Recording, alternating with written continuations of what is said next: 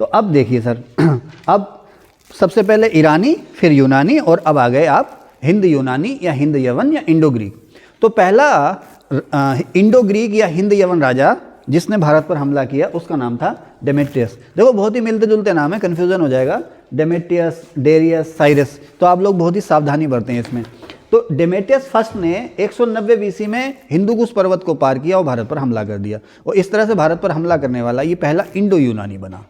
मैं ध्यान रखना, यूनानी अलग है और इंडो यूनानी अलग है, ठीक है। अब इसने जीता अफगानिस्तान, पंजाब और सिंध। पंजाब का मतलब पाकिस्तानी और भारतीय दोनों पंजाब। इसने अफगानिस्तान, पंजाब और सिंध, बहुत बड़ा इलाका है ये सारा का सारा जीत लिया, और यहाँ पर इंडो यूनानी राजा अब राज करने लगे, ठीक है। हिंदुकुश पर्वत पार कर लिया। इसका मतलब क्या है, हिंदुकुश पर्वत जो है एक प्राकृतिक सीमा है भारत और मध्य एशिया के बीच में, या भारत और उधर पूर्वी यूरोप के बीच में। तो इसने हिंदुकुश पर्वत या सिंधु नदी जो है उसको पार किया, अफगानिस्तान, पंजाब और सिंध के जो इलाके हैं, पाकिस्तान में सिंध का जो इलाका है उस पर कब्जा इसने कर लिया, ठीक है। उसके बाद इन हिंद यूनानी राजाओं में जो सबसे फेमस राजा है वो है राजा मिनांडर, जिसे भारतीय इतिहास में कहा गया मिलिंद। इंडो यूनानी राजाओं में सबसे पावरफुल या भारत में सबसे फेमस जो राजा, या ऐसा राजा जिसका भारत में सबसे बड़ा एम्पायर था इंडो यूनानी राज्यों में, उसका नाम था मिनांडर। यूनानी इतिहासकार उसको मिनांडर कहते हैं, भारतीय इतिहासकार उसको कहते हैं, इंडियन लिटरेचर उसको कहता है राजा मिलिंद। अच्छा, इसके बारे में आपसे जो क्वेश्चन पूछेगा ना, वो ये पूछेगा कि सबसे समृद्ध और सबसे पावरफुल इंडो यूनानी मिनांडर या मिलिंद। अब इसने बौद्ध धर्म ग्रहण कर लिया था, इसने अपना धर्म और कल्चर छोड़ करके बौद्ध धर्म ग्रहण कर लिया था। क्यों? जैसे कश्मीर है ना, कश्मीर और बंगाल में इस्लाम धर्म कैसे पहुंचा?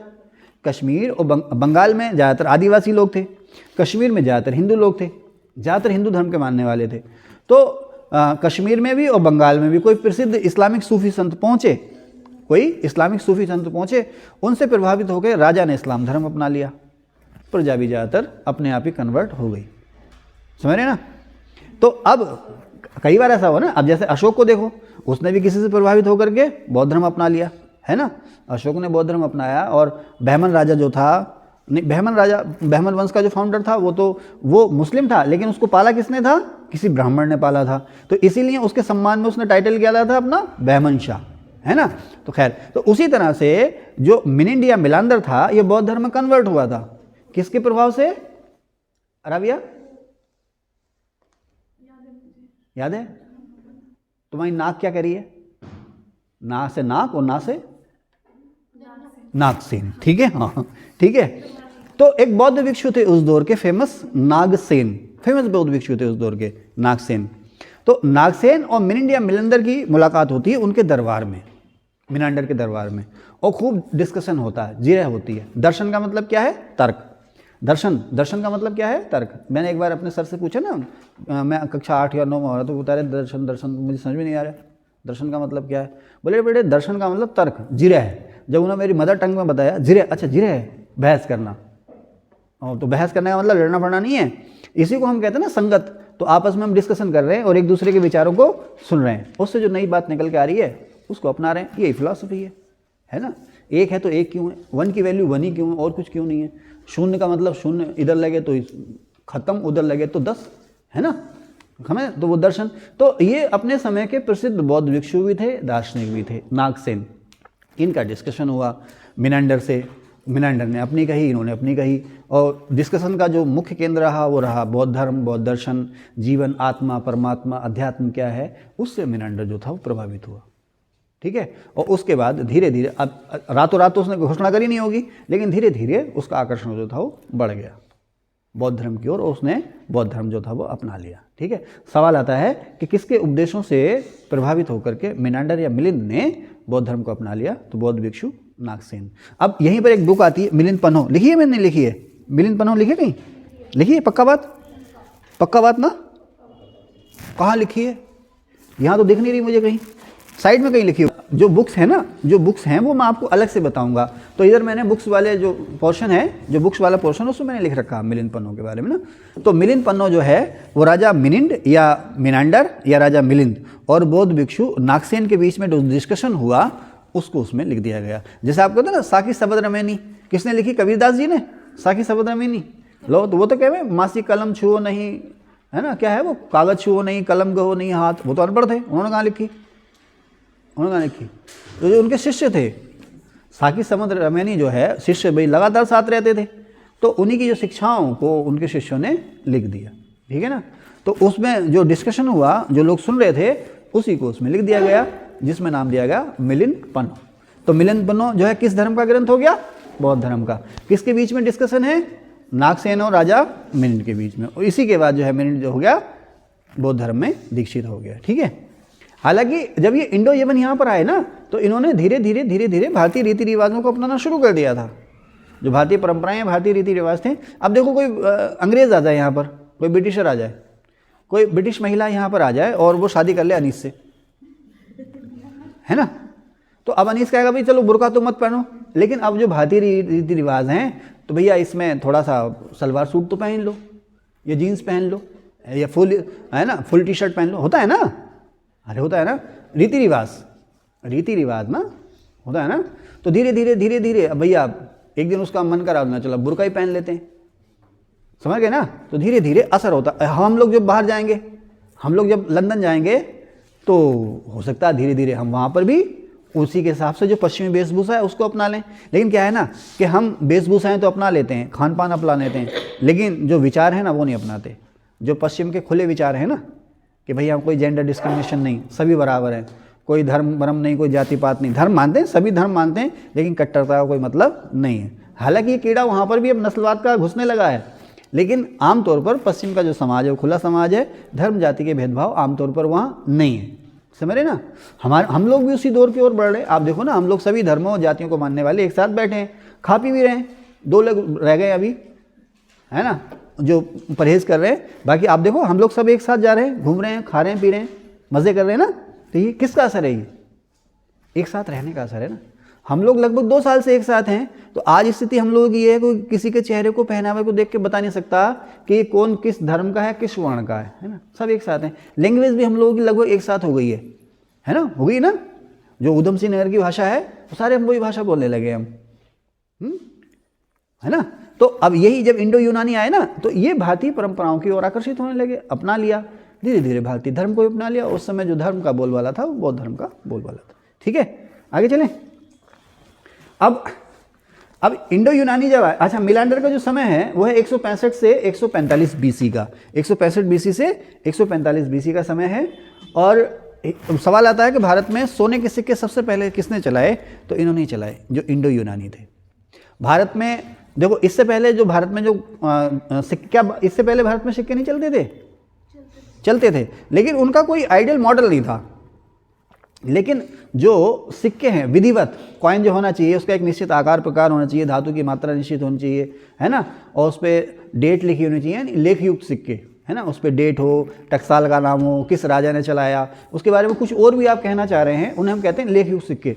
तो भारत में पहली बार जो है कि मानक सिक्के, लेखयुक्त सिक्के, सोने के सिक्के सबसे पहले चलाए इंडो यूनानियों ने यहाँ पर। और जब सिक्के चलने लगे, है ना, अभी जैसे खैर रिकॉर्डिंग में थोड़ा इस चीज़ को बता दो, बहुत समय लगता है। जैसे आप मॉल में गए, मॉल में आप गए, तो आप अब तो वही ATM कार्ड लेके जा रहे हैं ना, सेव करा, चलो भाई, है ना, खट चलो भाई, है ना। अब तो और आ गया, स्कैन कर दो, पेटीएम, गूगल पे जो भी है, और खट चलो वही, है ना। जर्सी लिया आपने, स्वेटर जैकेट लिया, और चल दिए। पुराना ज़माना सोचो आप, अगर ये जर्सी आप खरीदने जाते जो आपने पहन रखी है, वाह वाह वाह, भगवान ना करे आपको नज़र लग जाए, उर्दू में इसको कहते हैं माशाल्लाह, है ना। तो कितनी खूबसूरत जर्सी है, आप चाहो तो मुझे गिफ्ट भी कर सकते हो, मैं इसको अल्टर करा के पहन लूँगा, हैं। हाँ, मुझे मिलती नहीं, तुम लोग पता नहीं कहाँ से खरीद लाते हो यार, है ना। हाँ, मैं वही बड़ों वाली खरीद लाता हूँ। तो कहाँ थे। अब ये जर्सी अगर तुम मॉल में खरीदने जाओ, तो इस समय तुम्हें 1 क्विंटल धान लेके जाना पड़ेगा। अगर वस्तु के बदले वस्तु खरीदो तो 1 क्विंटल धान लेके जाना पड़ेगा। अगर जो तुमने चश्मा पहन रखा ब्रांडेड, इसको अगर खरीदो तो तुम्हें जो है कि 3 क्विंटल धान लेके जाना पड़ेगा। इसको अगर खरीदो तुम तो 3 क्विंटल धान लेके जाना पड़ेगा। और अगर अब जब जैसे तुम्हारी शादी होगी तो तुम कितने में बिकोगे, नहीं बिकोगे, ये तो तुम ऑन रिकॉर्ड कह रहे हो। अच्छा चलो मान लो तुम जब बिकोगे तो जो तुम्हें खरीदेगा, जो तुम्हें खरीदेगा, तो अब पुराने ज़माने में चले जाओ तो उसे तुम्हें कम से कम, उसे तुम्हें कितनी गाय देनी पड़ेंगी, 100 गाय देनी पड़ेंगी तुम्हें, वो तुम्हारी कीमत होगी। कम से कम 100 गाय तुम्हें देनी पड़ेंगी। दिक्कत थी ना। मैं जो कहना चाह रहा हूँ ना, वो जो समय था ना जब इंडो यूनानी आए यहाँ पर, वो और उससे पहले का जो समय था, हमारे यहाँ जो व्यापार होता था उसमें होता था गुड्स एक्सचेंज, वस्तु विनिमय। बेटे कॉन्सेप्ट को समझो, रट्टा मत लगाओ। समय लगेगा लेकिन नौकरी लग जाएगी। मैंने 3 साल मेहनत की, उसके बाद 6 नौकरियाँ छोड़ी, है ना। और कोचिंग खोल के मैं सोच रहा हूँ मैंने क्या किया ये, क्यों कोचिंग मैंने चलानी शुरू कर दी। आराम से 10 से 5 की नौकरी करता और शाम को आ जाओ। International league T20, Bangladesh premier league, south African T20 3 चल रहे हैं। उधर मैच चलता, मुझे टेंशन रहती मुझे कल को क्या पढ़ाना, कहाँ फंस गया है। अच्छा चलो कहाँ थे भाई, मुद्दे पर आ जाए। तो वस्तु विनिमय, गुड्स एक्सचेंज, ये अभी तक होता रहा है सर। अभी आप उधर चले जाएं पूर्वांचल की तरफ को, अभी भी आपको मिलेगा। गर्मियों के समय में कुम्हार आते हैं घड़े लेकर के और गेहूं के खेतों की तरफ को जाते हैं। वहाँ मजदूर गेहूं खेत काट रहे होते हैं ना, तो गेहूं पूरा का पूरा क्या कहते हैं सर उसको, पूरा का पूरा लाख समय दे देते हैं, वो एक घड़ा देता और चल देता। वस्तु विनिमय, है ना। अब आपने जैसे उस दौर की शाल होती तो भाई साहब पूरा 5 एकड़ की उपज लगती उस शाल को खरीदने के लिए। तो व्यापार में बाधा थी, किसका, करेंसी के चलन ना होने की वजह से। केवल वस्तु के बदले वस्तु था, लोगों को पैसे की कीमत का ही पता नहीं था, कमाना चाहते नहीं थे। आज आप देखो, आज अगर आप देखो तो बेटे वैसे तो बड़ा लगता है कि यार पैसा होना चाहिए बैंक में, अकाउंट में पैसा होना चाहिए, लेकिन आप यकीन करो, मुझे अगर देखो तो मेरी बाइक में महीने में 500 या 600 रुपये का पेट्रोल पड़ता है। उसके अलावा मुझे अन्य किसी पैसे की ज़रूरत नहीं, कोई खर्च ही नहीं है। मोबाइल में रिचार्ज हो गया और सुबह शाम को नाश्ता चाय पानी मिले, सर कोई खर्च नहीं है। लेकिन अगर अभी नौकरी चली जाए तो आफत आ जाएगी, हाय क्या होगा आप। लेकिन आइडियली आप देखो तो खर्च ही नहीं है कोई। जमा कर लो तो कितनी मर्जी कर लो, एक घर है 2 घर बना लूँ, एक कार है 2 कार ले लूँ, है ना, बड़ी वाली कार ले लूँ, है ना, एल्टो से मजा नहीं आ रहा किया ले लूँ, है ना। जो हमारी जो महत्वाकांक्षा है ना, हमारी जो हमारी हवस है, उसकी तो पूर्ति है ही नहीं, तो उसके लिए तो बहुत पैसा चाहिए। लेकिन अगर संतोष है तो कोई पैसा। अच्छा उस दौर में तो ये चीज़ें थी नहीं, है ना। जैसे सोनू भाई ने कलात्मक कैप पहन रखा, मैंने पहन रखा है, तो अव्वल तो लोगों को ठंड नहीं लगती थी, ठंड लगी तो ऐसी कोई कपड़ा लपेट लिया, सभी ऐसी लपेटते थे। फिर मफलर आ गए उनके, अब अगर किसी की बारात में जा रहे हैं तो मफलर पहन लिया और फिर उसको रख दिया, अगली बारात में फिर चलेगा। तो 50-50 साल तक दादा ने पहना मफलर, फिर बेटे ने पहना, फिर बेटे के बच्चों ने पहना, जब तक वो तार नहीं हो गया है। ऐसी रेशम के कपड़े होते थे। सास ने पहना, फिर बहू को दे दिया, फिर उसकी बहू को, फिर उसकी बहू को, जब तक वो तार नहीं हो गया। रेशम का जोड़ा पुरानी फिल्में देखते नहीं देखते हो, जब नई शादी होती है तो सास जो है बहू को लेके जाती है, लो बेटा ये जोड़ा हमारा खानदानी, अब ये तुम्हारा है, होता है ना। हाँ तो क्या पैसा नहीं था साहब, ये नहीं कह सकते गरीबी थी, वहाँ पर संपत्ति क्या थी, पशुधन किसके पास है, ज़मीनें किसके पास है, जितनी ज़्यादा ज़मीन उतना ज़्यादा अमीर, और जितनी ज़्यादा उसके पास पशु, जितनी ज़्यादा गाय उतना बड़ा वो अमीर। पैसे की जरूरत ही नहीं थी किसी को, भाई ले दे के एक शॉल ओढ़ी, वो उससे भाई जैकेट। आप देखो ना, जितनी भी चीज़ें आज तुम देख रहे हो तुम्हारी सांसों के, कुछ नहीं था उस दौर में। तेल भी नहीं, कम तेल शैम्पू का कोई मतलब नहीं, नहाते ही नहीं थे लोग। हाँ दिवाली पे नहाए, फिर अगली बार होली पे नहाना। पहाड़ों पे एक कहावत भी तो है, पहाड़ों में कहावत भी है कि साहब वो क्या हुआ कि ठंड आई, दादाजी का स्वेटर नहीं मिल रहा, ठंड आई दादी का स्वेटर नहीं मिल रहा, दादाजी ने पूरी जो ठंड है वो ठिठुरते गुजार दी। फिर होली आ गई, होली में गर्मी होती है ना, होली आ गई, होली में होली खेली जम के, उसके बाद फिर नहाए, जब नहाने के लिए कपड़े उतारे पता चला स्वेटर तो अंदर पहन रखा था। हाँ सही बात है, पूरे ठंड आ गई, नहाएंगे नहीं, अब नहीं नहाएंगे, ठंड आ गई अब नहीं नहाएंगे, ना। हाँ तो ना साबुन की जरूरत, हाँ सबके अपने पूर्व ऐसे थे। अब यहीं पे कुछ नवाब थे, नवाब भाई, यहीं पे नवाब थे। तो नवाब साहब ने अपनी बेगम के लिए बावड़ी बना रखी, बावड़ी कहते थे नहाने के लिए, तालाब कुआं जो होता था ना, उसमें रोज गुलाब जला रहा उनके नहाने के लिए। तो नवाब तो इक्का दुक्का थे ना, सभी तो, अब तो सभी नवाब हैं, अब तो सब नवाब हैं। देखो कैसे चमक रहे हैं, ये लग रहा है रोज गुलाब जल से नहा कर आ रहे हैं, और ये आज तो खुद ज़्यादा ही हो रहे हैं, है ना।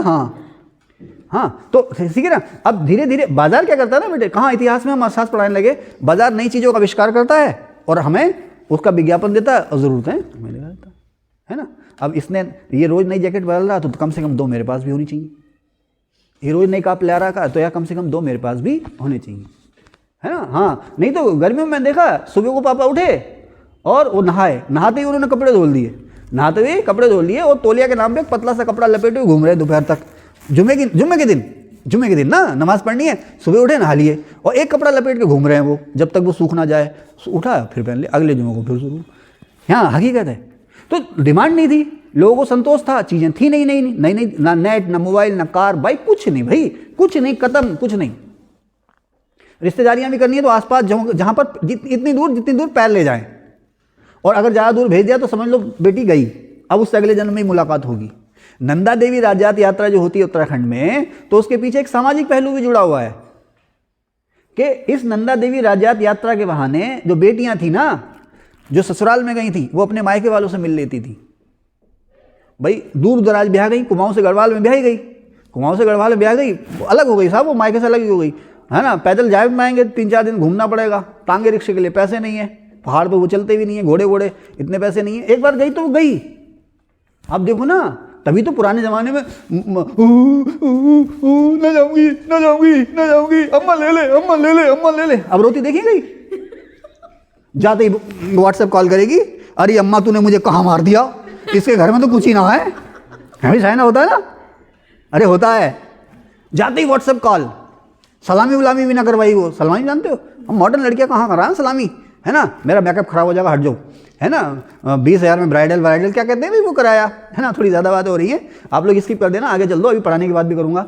तो जाते ही भाई साहब व्हाट्सएप कॉल शुरू हो गई, जाते ही व्हाट्सएप कॉल शुरू हो गई, बुराइयाँ शुरू हो गई। अच्छा है तो अच्छा है, और ख़राब अम्मा कुछ भी ना, वो खड़ा वो टेंट वाला कह रहा है मेरे पैसे दो, इधर पत्नी आई है, उधर अरे शादियाँ करते हैं ना, कर्ज लेके करते हैं, टीम टाम दिखाते हैं, यार अभी मेरे पैसे तो मेरा हिसाब करो, मेरा हिसाब करो। सुबह सुबह को सब सो के उठ रहे हैं, खटखट हैं क्या, हाँ अरे वो पैसे दो यार। अब वो सुबह कह रही है बहू, मैं किन भाई पंजाबी में उसके लिए शब्द क्या आता है, बोलो पंजाबी में क्या शब्द आता है उसके लिए, पंजाबी फिल्में देखो, मैं बोलूँगा नहीं, मैं टीचर भी हूँ ना, बस केड़े नंग नू सौंप दिया मुझे, हाँ तो होता है ना। मैं कहाँ था मैं यहाँ से पहले कहाँ था मैं, हाँ गुड्स एक्सचेंज, तो खैर था ही नहीं। तो ले दे के अगर शादी हुई तो दुल्हन दुल्हा के लिए एक जोड़ा बन गया और छुट्टी, समझ रहे ना। हाँ कॉइन्स की बात चल रही थी। अच्छा संपत्ति जो थी ना, हाँ नहीं मैं ये कह रहा था, मैं यहाँ नहीं था, आप देखो इस बार मिल गई, मैं नंदा देवी राज्यात यात्रा पे था। तो अब अगर जाएं तो रास्ते में डकैत लूट लेगा, भाई लॉ एंड ऑर्डर की समस्या थी। दुल्हन अगर जाए तो अपने साथ वो 2-4 चीज़ लेके जाती है, भाई 2 रुपये के लिए कत्ल हो जाएगा। अब से 10 साल पहले तक आप इधर चले जाओ, इधर समझ गया, मैं अपने नाम नहीं लूँगा, इधर का तुम तो समझ गए ना, मुझ पर कोई मुकदमा कर दे मैं क्या करूँगा, भाई साहब 200 रुपये के लिए कत्ल, 200 रुपये के लिए कत्ल। लेकिन आए मोदी जी और योगी जी, विकास की बायार आई है। हाँ I am not a political person, मैं एक बात कह रहा हूँ, उससे पहले मनमोहन सिंह रहे, नरसिंह राव रहे, सुनिए तो, इससे पहले मनमोहन सिंह रहे, नरसिंह राव रहे, नई आर्थिक नीति आई, ठीक है ना, व्यापार कारोबार बढ़ा। अब इस दौर में आप देखें 10-12 साल से राजनीतिक स्थिरता आ गई है ना, व्यापार कारोबार बढ़ रहा है, रोजगार बढ़ रहा है, कोई क्यों करे डकैती, जगह जगह मिल खुल गए, जगह जगह मिल खुल गए, सड़कें बन गई हैं, पैसा मिल रहा है ना, शानदार ईमानदारी से जीवन जी रहे हैं, खत्म हो गई डकैती वकैती।